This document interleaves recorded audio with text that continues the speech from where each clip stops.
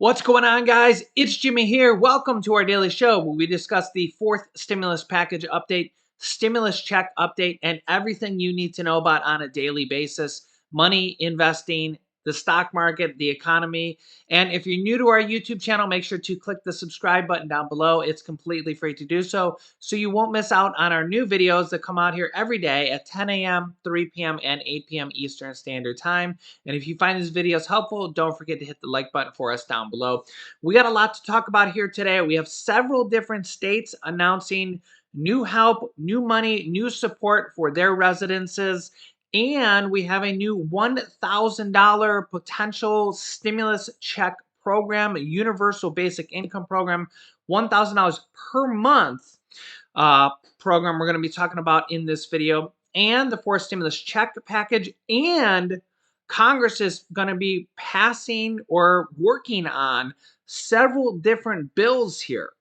So we got a lot to talk about. It's going to be a very, very busy week. So let's jump right in. Also, you can see this box right here. We are doing another $1,000 giveaway here to our viewers. If you can guess what's in this box here, that we're going to be starting here later today in one of our upcoming videos here later today, you could win money directly from us. We're going to be giving away another $1,000 here in total to our viewers, just for being a viewer of our show. And it's going to start later here today. If you can guess what's in that box, we're going to give you clues to what's in that box. 10 different clues. You can write them down and guess what's in the box. It's completely free to do so. And we're just giving money away to our viewers.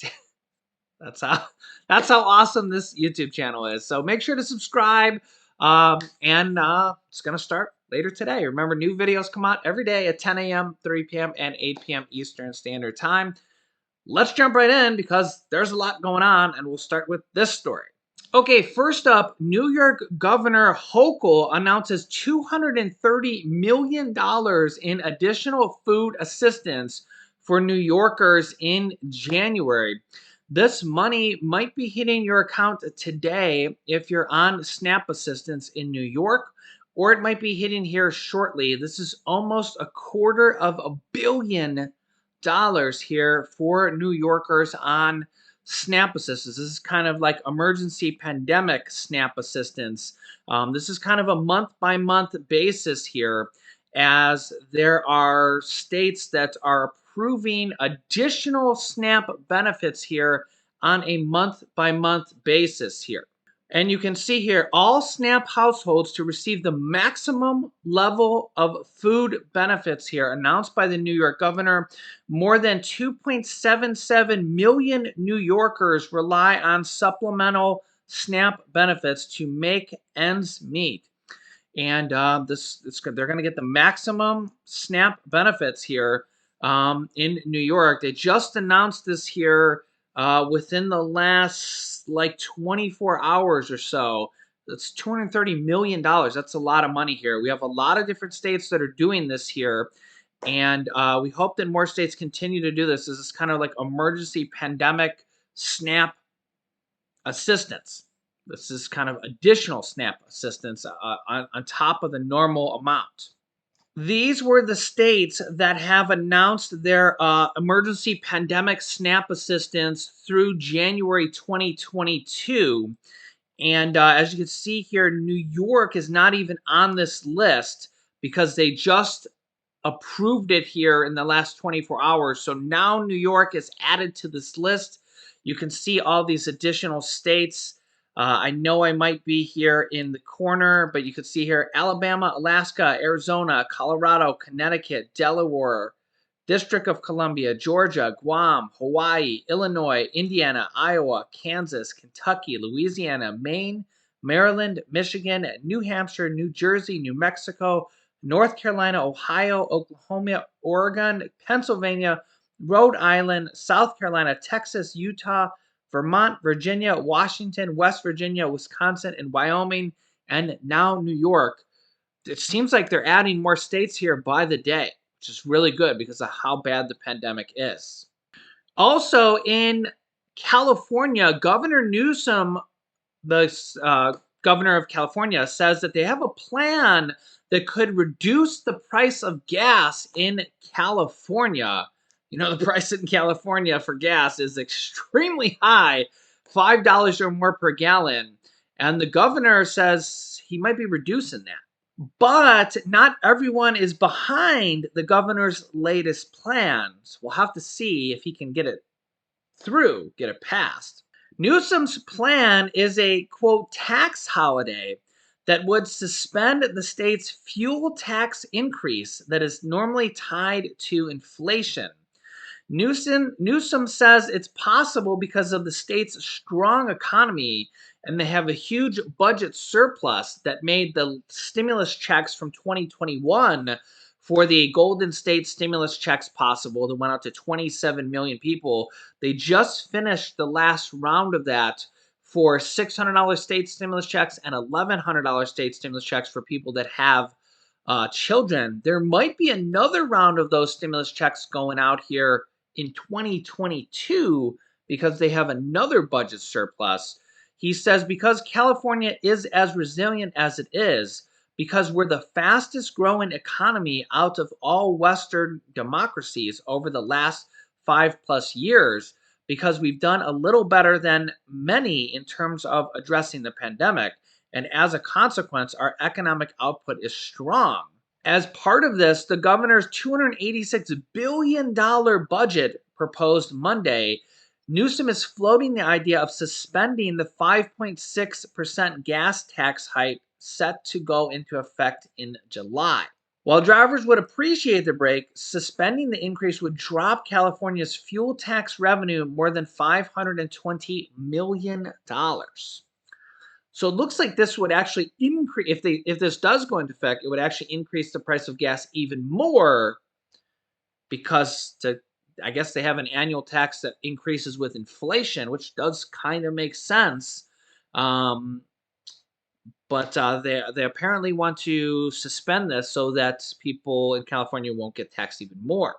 And the governor says that there might be stimulus checks for California in 2022 because they have so much money in their budget surplus, and they're required by state law that if they have a certain amount of money, they're required to give the money back to the residents, which is what they did in 2021. As well as we're probably going to see a lot of different states do that as well in 2022 as well. All 50 states got over $1 billion, and not a single state have spent all the money. I don't think there's even a single state that has spent like half the money. So with the COVID stimulus money, the money that's from the third stimulus check package. So there's different buckets of money here. There's state money, like state surplus money, state reserve money, and then there's also the money that states got from the American Rescue Plan, which is kind of the virus stimulus money. States have to spend that. They can only spend it in certain ways, right? They have to spend it in a certain capacity, right? They can't just spend it on whatever they want. Okay, so in 2022, most states are going to start spending the rest of it or spending a bulk of it. And each state got over $1 billion. If you're in a more populated state, your state probably got $5 billion or more, or $3 billion or $7 billion. So we're probably going to see a lot of different stimulus programs, rent assistance, mortgage assistance, stimulus checks programs in 2022. And I'll keep you up to date on that.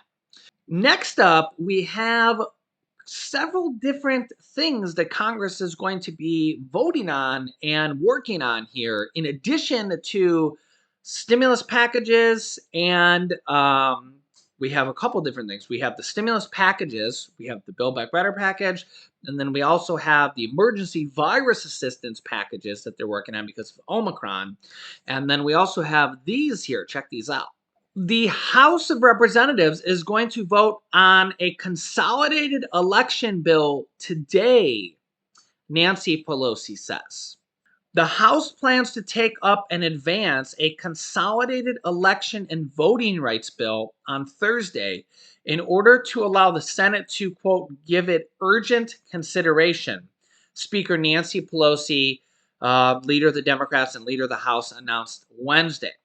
She said, or Quote, under the steady leadership of Chairman Jim McGovern, the House Rules Committee will meet tonight to prepare legislation for the floor that combines key provisions of two crucial bills, the Senate Freedom to Vote Act and the House's John R. Lewis Voting Rights Advancement Act, Pelosi wrote in a Dear Colleague letter on Wednesday.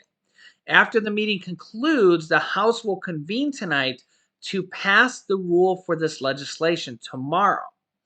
Or tomorrow, the House will pass the Freedom to Vote John R. Lewis Act and send it to the House for consideration. Now, Democrats can pass this in the House on their own, according or assuming that they will get all the Democrats to vote yes on this, even if they don't get any Republicans to vote yes on this. Then they'll send it over to the Senate to see what will happen here. This is where they want to get rid of the filibuster potentially if they can't get any Republican votes, which it doesn't look like they will get. This is where the kind of big showdown may happen. This is where President Biden is calling to get rid of the filibuster to pass this voting right legislation. One of the bills which Senator Manchin wrote, he's the author or co-author of one of the voting rights bill. So, but Joe Manchin is saying he might not vote for it. Yeah, so you can't make this stuff up. Also, last night, the House voted to expand GI benefits for the National Guard and Reserve troops. The House passed legislation on Wednesday that would expand eligibility for the GI Bill education benefits for National Guard and Reserve troops. Lawmakers passed the bill on a bipartisan basis, 287 to 135, but only 68 Republicans joined with all the Democrats in support. So they don't know if this is going to pass the Senate because they don't know if there's going to be enough Republicans to pass this. And I'm surprised on this.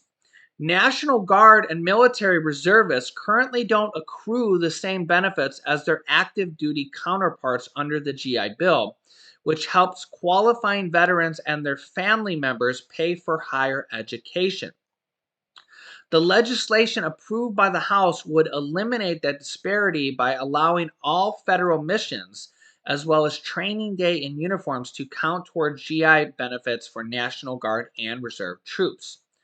Quote, National Guard and Reserve members are increasingly serving on the front lines of our nation's greatest challenges, responding to climate disasters, the pandemic, and the attack on our nation's Capitol building. It's shameful that we have to ask our Guard and Reserve members to respond to these crises without providing them with the same GI Bill benefits as active duty service members who they often serve with. The bill now heads to the Senate, where it's not clear whether it could overcome a GOP filibuster where it will need 60 votes. A majority of House Republicans voted against the bill on Wednesday, despite 68 who supported it. So it'll be interesting to see if it will get enough votes to pass in the Senate.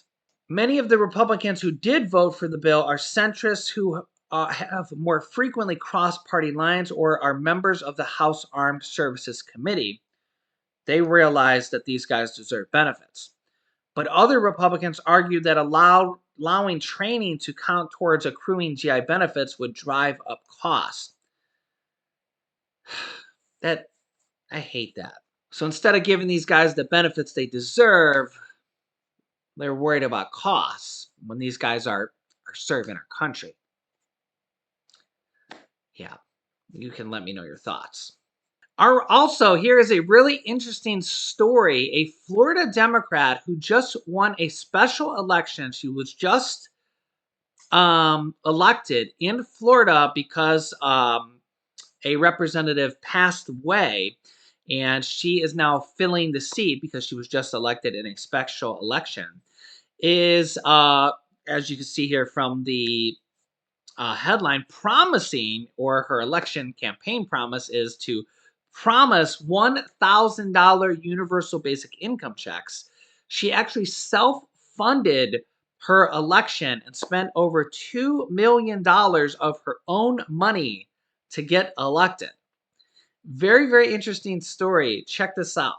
After a largely self-financed campaign that promised, quote, universal basic income from the government of $1,000 a month to people making $75,000 or less, Democrat Sheila Shelferis McCormick, sorry if I pronounced that wrong, if she's watching the show, won a special election Tuesday to replace the late Representative Alcee Hastings in Florida's 20th district. A home health care company executive, she will be the first Haitian American Democrat in Congress. Congratulations. Quite an accomplishment. She was leading Republican Jason Mariner 80% to 18% when the Associated Press called the race. And get this, she spent more than $2.7 million of her own money on this campaign. That is amazing. Wow. Nearly all of that spending came from her personal wealth. Wow. That's absolutely amazing. She reported raising only $135,000 from contributors through December 22nd. I'm just absolutely mind blown. That's absolutely amazing. And they asked her a few questions. She says, you're going to be sworn in at a time when the 20th district in Florida has been without representation in Congress since Hastings died in April of 2021. What are the most pressing needs in your district? She said, our biggest priority is to position ourselves in a place where we have more jobs and to feel more stable when it comes to our economic needs. Also, what's very important to us is healthcare. In our district, we have so many seniors, so many people right now who are impacted by the pandemic. But we also see a rising need when it comes to mental health. Mental health is something that traditionally our district hasn't talked about. But now it's becoming so overwhelming with anxiety from our seniors to our children. Next question is, what is your response to critics who say your universal basic income proposal is unrealistic goal for one member of the House to accomplish? This $1,000 monthly checks that she wants to accomplish. She says, any change that we've ever had, it started somewhere. In the beginning, they always say that it's unfeasible. These kind of programs are being passed all around the country. And we report on this all the time, these universal basic incomes that are programs that are being passed in cities all around the country. Once we realize that we have so many people in our district who cannot afford to pay their rent, who cannot afford to pay their electricity or survive right now because of the effects of the pandemic, then we realize how realistic it is. On top of that, if we see how much we've been able to erode child poverty through the child tax credits, we see that all these things are feasible. But without the will or the want to, it's going to always be impossible because you don't want to do it, which means you just have to go out there and do it. Question, Democrats in control of Congress have allowed the enhanced child tax credit to expire. And there is some question as to whether that can be back on the table. What is on the table? Given that it's so hard to get something like that through when people have already been getting a check in their accounts every month, what do you think the political reality it is of getting through an even bigger program like $1,000 per month universal basic income? She says it's going to have to be consistent. The child tax credit was for children and families, but then seniors were left out. And looking at the realities of the pandemic, as we look forward, looking at the housing markets, community members are going to start demanding help. And we see this a lot in our comment section. And I say this all the time. Seniors need help, low income need help, children need help. It's not just children, right? Of course, we know children need help, but a lot of other people need help. Seniors and low income as well. 25% of Americans right now are behind on their bills. That's 80 million Americans. She says, they're going to ask, what did you do to help me survive this housing crisis? Did you allow me to fall into poverty and lose my home? Or did you help me? So yeah, we do have several other Democrats. We have another $1,400 universal basic income package that has been proposed by Democratic leadership for universal basic income across the country. We have dozens and dozens of universal basic income programs that are going on in cities all around the country. If you watch our show regularly, you know I report on those all the time when they come out. And if you think about the child tax credits, monthly checks going out to 60 million children, that's basically what universal basic income is.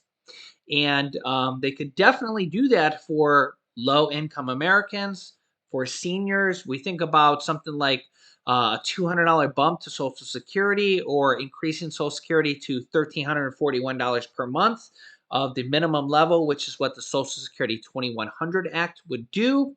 Any of those programs are pretty much all along the same type of lines, increasing benefits for seniors, for children, for low income Americans. With 80 million Americans right now behind on bills or struggling to pay their bills, 25% of America during the pandemic, it does really kind of make you say that this is needed right now. I mean, it's a pandemic. It's not just like, hey, it's normal times right now. We had 2 million people test positive in 2 days. I mean, it's crazy out there right now. So we do kind of got to think that it's not ordinary times, it's extraordinary times. Let me know your thoughts in the comments. I'm going to keep you up to date with everything going on here in our country, in Washington, D.C., and with this pandemic. So make sure to click the subscribe button down below. I'm going to be giving away $1,000 as well. I just gave away $2,000 here before Christmas. We're going to continue to do that as well on our show. It's just kind of our way of giving back to our viewers as well. So make sure to stay tuned. Our What's in the Box contest giveaway is going to start here today in one of our upcoming episodes later today. So make sure to watch out for that. Make sure to subscribe. You can click the share button down below as well to share this video with your family and friends. You can click here to watch my newest video next. And you can click here to watch my video about how January 24th coming up is a very important day that you won't want to miss. So click on one of those videos next. Thanks, guys, and I will see you in the next video.